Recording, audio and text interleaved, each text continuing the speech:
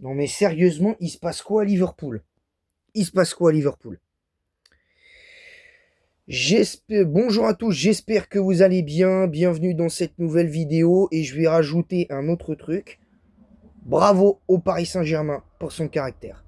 Bonjour à tous, j'espère que vous allez bien et que vous avez passé une bonne journée et tout ça. Et aujourd'hui, double débrief. Je sais, normalement, de jeudi, il n'y a pas censé y avoir de vidéo.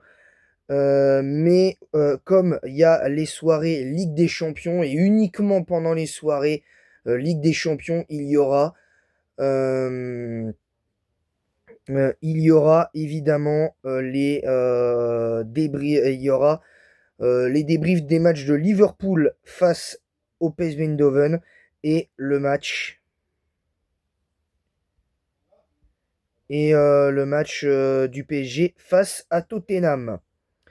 Et on va commencer par ce match entre Liverpool et le PSV Eindhoven. Et là, je suis désolé, mais là, va falloir ouvrir le dossier Arne Slot, les gars.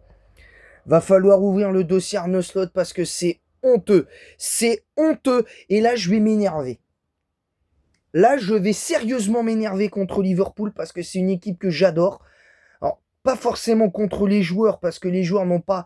J'ai pas trouvé que les joueurs manquaient d'envie dans ce match-là. Mais même s'il y a des joueurs qui sont totalement passés à côté et où il y a eu peut-être un manque d'envie de Mohamed Salah et Virgil van Dijk qui a pris un carton jaune un peu stupide d'ailleurs, je suis désolé. Je suis désolé, mais va falloir ouvrir le dossier Arne Slot, les gars. Là, Arne Slot, je suis désolé, mais va falloir se poser des questions. Moi, j'aimerais attendre. Moi, j'aimerais attendre la fin de saison. Moi, je suis Liverpool, je vais attendre la fin de saison. Soit j'attends la fin de saison, ou j'attends encore un ou deux matchs avant de me dire, ouais, je vais changer d'entraîneur. Mais là, c'est pas normal que d'une saison à l'autre, Liverpool n'est plus que l'ombre de lui-même. Une équipe qui faisait partie des meilleures équipes d'Europe la saison dernière avant le sacre du Paris Saint-Germain.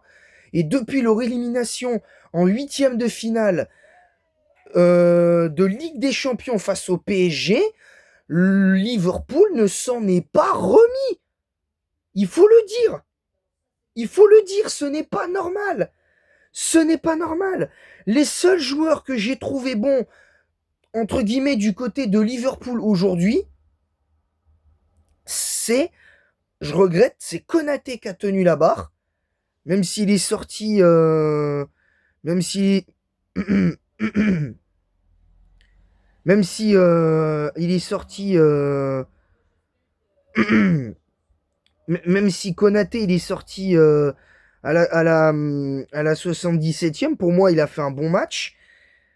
Et Soboslai de par son but. Et, et Konaté, Soboslai et peut-être comment il s'appelle McAllister. Vraiment les trois seuls joueurs que je mets vraiment qui ont essayé de sortir la tête de l'eau réellement dans ce match-là. Clairement. Le reste, c'est à jeter à la poubelle. Arne Slot, je suis désolé, mais barre-toi. Barre-toi de Liverpool. Barre-toi avant de faire couler ce club. Là, ce n'est pas normal. Ce n'est pas normal de voir Liverpool comme ça. Ce n'est pas normal. Et là, dans ces phases de ligue, faut appeler un chien un chat. Liverpool est déjà 12e de première ligue. 12e de première ligue. Et se retrouve 13e de phase de Ligue des Champions, alors qu'ils ont fini leader la saison dernière. Est-ce que c'est normal? Bon, le bilan, il n'est pas encore catastrophique en Ligue des Champions parce que tu as 3 victoires en 5 matchs. T'as que 2 défaites sur les 5 derniers matchs en Ligue des Champions. Mais je suis désolé, depuis ce match face au PSG en Ligue des Champions, et c'est un fait, vous me l'enlèverez pas de la tête que ça, je suis désolé, ça a mis un coup derrière la tête aux Reds. Je suis désolé, depuis l'élimination en Ligue des Champions qui a non content de coûter une potentielle Ligue des Champions à Liverpool, et, euh, et le ballon d'or à Mohamed Salah, bah, je suis désolé, ben derrière, Liverpool ne s'en remet pas. Et t'as des joueurs je suis désolé aujourd'hui, faut les virer. Faut les virer. À un moment donné, Mohamed Salah, il a prolongé, d'accord, très bien. Mais je suis désolé, Mohamed Salah, il en a plus rien à cirer de Liverpool. Il en a plus rien à cirer. Il a de temps en temps quelques coups de génie, mais c'est par à coup. Mohamed Salah n'est plus que l'ombre de lui-même. Mettez-le en prêt, je ne sais pas où, pour qu'il se refasse la cerise. Mais mettez-le en prêt en Espagne ou je sais pas moi, en Italie, justement, à la C Milan, à qui ça ferait du bien d'avoir un ailier droit de métier. Tu l'envoies à la C Milan, t'envoies Van Dijk t'envoies Van Dijk, t'envoies Van Dijk et Mohamed Salah à la C Milan, et crois-moi, ça va pas être la même. Mais là, c'est pas normal, les gars. C'est pas normal. Mamardashvili, le gardien géorgien, pour moi, c'est 0. Curtis Jones, 0. On passe directement aux notes. Konaté, 6 sur 10. Van Dijk, 0. Kerkez, 0. Gravenberch, 0. McAllister, 7 sur 10 pour moi, qui a été très bon, qui a été plutôt bon. Mohamed Salah, 0. Zoboslai, 6 sur 10 malgré son but. Gakpo, 0. Et Kitike, 5 sur 10. Alexander Isaac, pour l'instant, on va attendre un petit peu. On va lui laisser du temps. Chiesa, mi-tiers aussi. Mais on va pas noter les remplaçants. Mais là, c'est pas normal, frère. Sans déconner, frérot, c'est pas normal de voir ça dans cette équipe. Ce n'est pas normal. Ce n'est pas normal de voir le Liverpool comme ça. Et pour la petite parenthèse, le match du Real face à l'Olympiakos aussi, va falloir se poser des questions et ouvrir quand même le dossier Xabi Alonso et tout ça, parce que c'est pas normal de voir ça. Et là, va falloir, je voulais pas, parce que certes, Lucas Chevalier vient à peine d'arriver, et je maintiens en partie qu'il faut lui laisser du temps, mais il va falloir quand même ouvrir, ouvrir un peu le dossier Lucas Chevalier sur certains points, parce que maintenant on va passer au match entre le Paris Saint-Germain et Tottenham. Victoire 5-3 du PSG, et j'avais oublié défaite 4-1 de Liverpool face au PSV Eindhoven, pour le débrief d'avant. Dans un premier temps, moi je vais dire bravo à Luis Enrique, parce que les rentrées les rentrées de Lee Kang-in, de Lee Kang-in et de Dembélé, pour moi, ont fait du bien, ont réellement fait du bien. Par contre, Barcola, va falloir vraiment commencer à ouvrir le dossier Barcola, parce que là, ça devient vraiment très grave, ce qui se passe. Je vais même ouvrir le dossier Kvaratskhelia aussi, qui a été pour moi, qui a été, je m'excuse, mais nul, jusqu'à ce qu'il sorte. Même la deuxième mi-temps, je regrette, de Kvaratskhelia n'a pas été à la hauteur. Je regrette, parce que même si en soi il fait une passe décisive, pour moi il est pas bon. Kvaratskhelia, il est pas bon.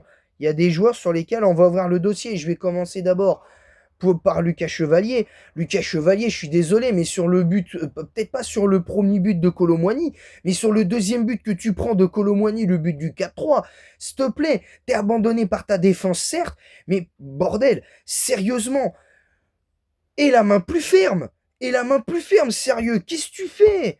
Qu'est-ce que tu fais? Là, je vous dis, ce double débrief n'est pas drôle. Je suis désolé. La première mi-temps du PSG, pour moi, elle n'est pas mauvaise, contrairement à ce qu'on peut penser, mais parce que l'entame de match du PSG, elle est bonne.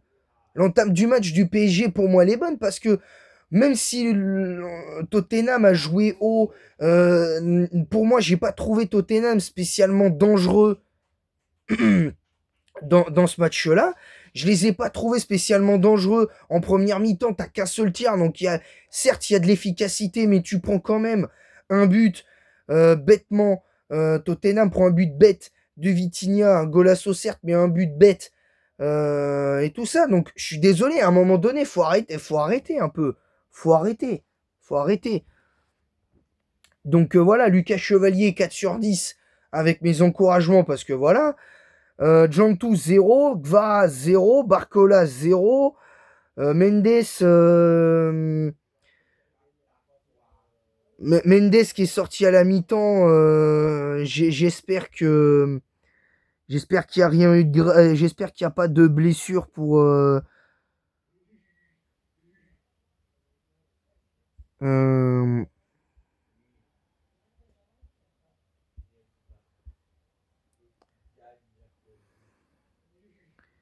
c'est je comprends pas en fait. Je comprends pas. Euh, alors quand je vois dans certains commentaires sur chez certains youtubeurs, ah mais faut mettre Savonov, il y en a marre de Lucas Chevalier, euh, il est pire que Donnarumma, il est plus nul que Donnarumma, non faut arrêter. Pour moi Lucas Chevalier, ce que faisait Lucas Chevalier à Lille, c'était meilleur que ce que faisait Donnarumma. Et Lucas Chevalier, lui au moins, il a pas attendu des années pour avoir un trophée.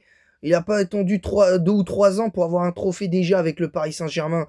Et je rappelle que Lucas Chevalier avec le PSG, c'est quand même vainqueur de la Super Coupe d'Europe. Hein, qu'on soit clair. Donc faut arrêter un peu les... Faut arrêter les bêtises là. S'il vous plaît, arrêtez les bêtises les gars. S'il vous plaît. Zaïre Emery pour moi a fait son match 6 sur 10. Marquinhos a pas été spécialement mauvais, mais il a pas été spécialement bon non plus. Mais je vais mettre 6 sur 10 pour avec encouragement. Pacho pour moi comme d'habitude. Taille patron pour moi il a été exceptionnel. Clairement. 8 sur 10 pour Pacho. Nuno Mendes qui est sorti à la mi-temps. Pour moi je vais lui mettre 5 sur 10 parce que je l'ai trouvé très moyen et j'espère que ça va s'arranger par la suite. Neves, comme d'habitude, pour moi, 8 sur 10, encore une fois, exceptionnel. Pour le milieu de terrain, je finirai avec Vitinha et je vous expliquerai pourquoi. Fabien Ruiz, pour moi, très bon match. Pareil, 8 sur 10 parce que je trouve que Fabien Ruiz est bon. Depuis sa dernière blessure, je trouve qu'il revient bien et pour moi, il est très bon. Vitinha, 10 sur 10. Quand j'entends le débat dans l'équipe du soir dire Vitinha mérite-t-il la note de 10 sur 10? Ok, il fait une erreur qui coûte un but au PSG, mais il menait déjà 4-2. Donc pour moi, c'est réellement, pour moi, que vous le vouliez ou non, c'est sans conséquence. Parce que hormis ça, Tottenham ne se montre en aucun cas dangereux. Mais vraiment en aucun cas dangereux. Après, il y a le penalty transformé par Vitinha. Pour moi, il mérite sa note de 10 sur 10. Mais en fait, malgré le triplé de Vitinha, faut faire quoi pour qu'il ait 10 sur 10 en fait? Dans ce genre d'émission? Faut, faut faire quoi pour lui. Faut faire quoi en fait en tant que joueur pour avoir 10 sur 10 en fait? Faut faire quoi en fait pour avoir 10 sur 10 en fait? Bah c'est simple, il y a. Je pense que à moins de dire que la chaîne Nikib c'est la meilleure chaîne de tous les temps, la meilleure chaîne sportive de tous les temps, et là ils te mettent 10 sur 10. Mais faut arrêter. Faut arrêter. Pour moi, Vitinha, c'est 10 sur 10. Mais matin, midi, soir. Kvaratskhelia 0. Barcola 0. Jantou 0. Lucas Hernandez qui, fait, qui avait remplacé Nuno Mendes.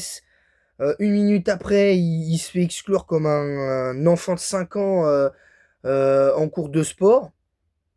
Clairement. Donc Lucas Hernandez non notable. Kangin excellente entrée, mais pas notable non plus. Dembélé, entrée correcte, mais ça va. Gonzalo Ramos, faut le virer. Gonzalo Ramos, faut le virer et prendre un vrai neuf parce que qui peut être la doubleur d'Ousmane Dembélé parce que là, je suis désolé, c'est pas possible. Zabarni, ça passe. Zabarni, ça passe, mais là, je suis désolé. Va falloir faire. Va falloir bien faire. Donc voilà. Donc voilà, donc c'est tout pour cette euh,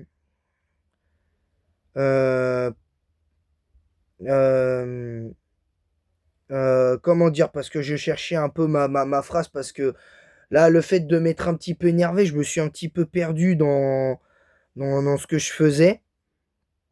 Je me suis un petit peu paumé. Mais je vais vous dire un truc, les gars. Euh, Mon avis sur ces deux matchs, c'est que clairement, il y a des choses à dire. Il y aura toujours des choses à dire. Parce que même si le PSG avait gagné 4 ou 5-0, genre, il y aurait eu des choses à redire. Mais en sachant que le PSG n'est pas encore à mes yeux à 100%, il y a à mes yeux pas de montée en puissance de ce match-là. C'est pas sur ce match-là que tu vois une montée en puissance. Là, pour ça, je suis euh, entièrement, entièrement d'accord là-dessus. Donc, faut dire les choses. J'observais les buts du PSG. Sur le résumé. Et je vais vous le dire, sur le but du PSG, mon but préféré, pour moi, c'est le premier parce que, certes, c'est pas un but ultra collectif, mais la frappe sans contrôle de Vitinha au 25 mètres, sans contrôle barre rentrante, l'équilibre de la frappe est juste incroyable. Bon, c'est pas un but à la Benjamin Pavard en Coupe du Monde 2018, mais pour moi, c'est incroyable, quoi. C'est juste incroyable, tout simplement. Donc voilà, voilà. Donc c'est tout pour ce débrief, j'espère qu'il vous aura plu. N'hésitez pas à vous abonner en masse si ce n'est pas déjà fait et activer la cloche pour recevoir toutes les notifications nécessaires sur les vidéos qui sortent et les lives aussi également. Aussi, partagez le lien de ma chaîne YouTube sur Instagram, YouTube même, Twitch, Kick et TikTok. Alors, je sais que par rapport à la parenthèse Kik, il y en a qui m'ont dit Kik c'était dans mon live d'hier, il y en a qui m'ont dit Kik c'était pas ouf, mais je préfère mettre ça en avant parce que même si j'ai pas Kik et je compte pas me mettre Kik pour l'instant, je tiens à dire que j'ai pas besoin de plus de réseaux sociaux pour l'instant. Et puis surtout, faut savoir que faut savoir que c'est compliqué. C'est compliqué. Et ensuite, pour la dernière, mettez un pouce bleu